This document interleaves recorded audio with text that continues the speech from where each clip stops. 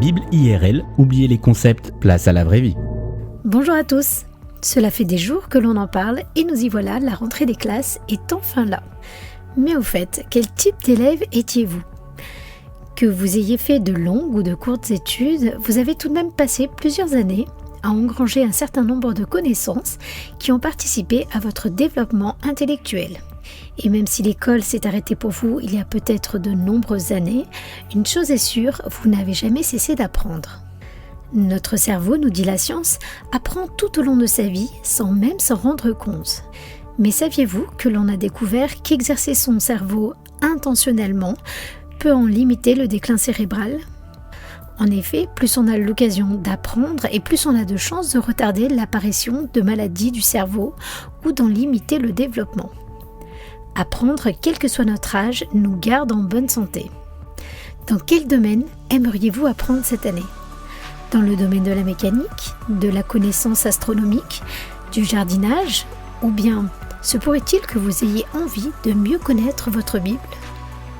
Lire la Bible régulièrement, c'est vital pour un chrétien, mais étudier en profondeur les textes bibliques, en comprendre le contexte historique, les subtilités, les liens entre les livres, c'est tellement mieux.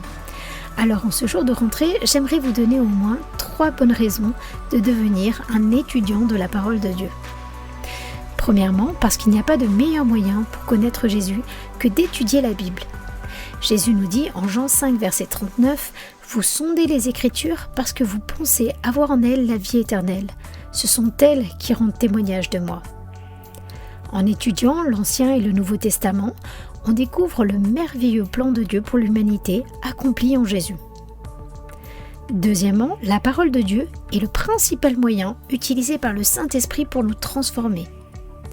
Vous souhaitez pouvoir juger de la qualité de ce que l'on vous enseigne, ne plus vous laisser influencer par ce qui vous entoure, mais être rempli de paix, quelles que soient les circonstances ?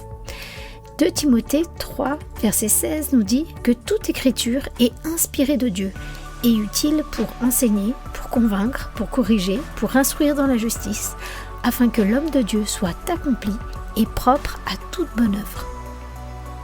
Troisièmement, pour pouvoir être utilisé par Dieu pour enseigner et encourager d'autres, et notamment les jeunes générations. Dans Acte 18, on rencontre un couple remarquable, Priscille et Aquila, qui invite chez eux un jeune juif, Apollos, pour lui enseigner le chemin de Dieu. Partager la parole de Dieu avec d'autres ne se fait pas uniquement depuis un pupitre ou dans le contexte de l'église.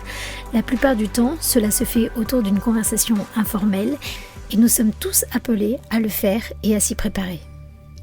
Cours bibliques par correspondance, cours du soir, en ligne, podcasts, livres de théologie, conférences, quel que soit votre niveau d'études ou de connaissances bibliques, vous pouvez trouver une formation qui vous conviendra.